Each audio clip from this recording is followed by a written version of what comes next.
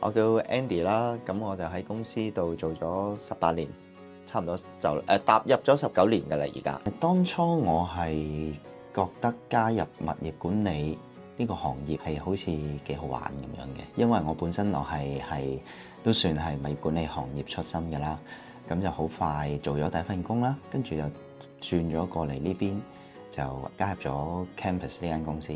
咁第一日翻到嚟呢間公司嘅時候呢，我就覺得幾好喎，即係好似喺校園生活，因為嗰陣時啱啱又畢完業啦，咁就做第二份工啦，咁就覺得好似喺學校翻工係好似幾開心。講翻起幾年前啦，咁就有兩個極端天氣，咁就一個係蘇拉嘅10號風球啦，一個就係黑色暴雨警告啦。咁當其時都搞到成個校園都好四周圍水浸啊、漏水啊。咁當其時好彩有我哋班清潔同事嘅團隊喺度，喂，過嚟。Hello。頭先講緊幾年前我哋黑色暴雨警告水浸嘅時候，好彩有大家喺度。係啊，我哋當時到現場係嘛？咁當其時都其實都好混亂㗎啦，應該係咪？咁大家又筆水啊、吸水啊，又驚呢個漏水嗰個漏水咁。咁我相信呢，今次呢大家經歷過呢個黑色暴雨警告都有啲經驗㗎啦，係嘛？應該下次我哋應該係會做得更好，係咪啊？應該我哋有晒經驗㗎啦，有晒心理準備㗎啦，已經。好，好。喺呢10幾年啦，我當初做僆仔嘅時候入嚟就係一個 MT 啦，咁就 officer 啦，咁樣慢慢升上去啦 ，senior officer 啦 ，AM 啦，咁直至到而家今日升咗做經理啦。咁喺呢段期間，我都睇住 CFM 嘅變化啦，個心路歷程啦，同埋我自己嘅成長啦，都付出咗好多啦，帶領住呢個團隊走到今日啦。見證住咗好多同事嘅升職啦、退休啦，亦都開心啦、唔開心啦嘅都有。咁我希望未來嘅日子咧，都係大家開開心心咁樣喺度工作嘅。呢10幾年其實仲唔好講公司先啦，即係喺呢個社會都變化好大啊，經歷咗好多事件。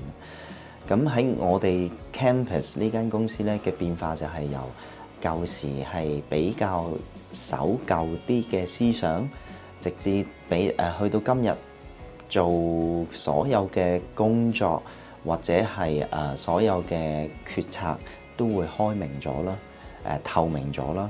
同埋我哋都有會採用一啲新科技啊，接納一啲新事物去投入服務俾學校。咁我相信呢個人際關係入邊，我應該都拿捏得好好嘅，因為我啱啱入嚟做嘅時候呢，咁就都係啦，一腳踢嘅。咁所以其實好多前線呢，都啲同事都識我。咁我見到佢哋其實都遮前遮後，唔該前唔該後。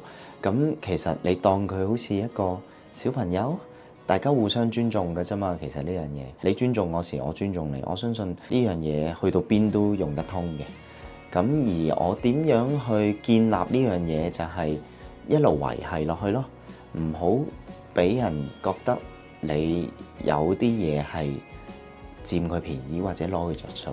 你揾佢做嘢係一齊做，或者係一齊去解決嗰件事嘅。咁佢就自然會尊重你㗎。對年輕嘅同事就係做嘢唔好怕蝕底啦，因為你怕蝕底永遠係學唔到嘢。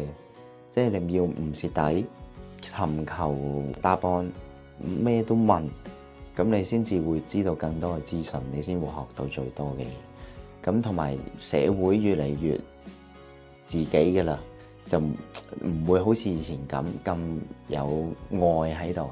我希望我哋呢間公司 keep 住有呢個愛嘅。我希望 CFM 繼續秉承住我哋而家嘅團隊精神啦，繼續支援我哋嘅前線同事啦，因為佢哋喺背後都默默耕耘咁樣為學校去付出，每日提供優質服務俾佢哋嘅。最後一句就係想同後面梯隊嘅同事講，繼續努力，加油，CFM 靠你哋㗎喇，耶！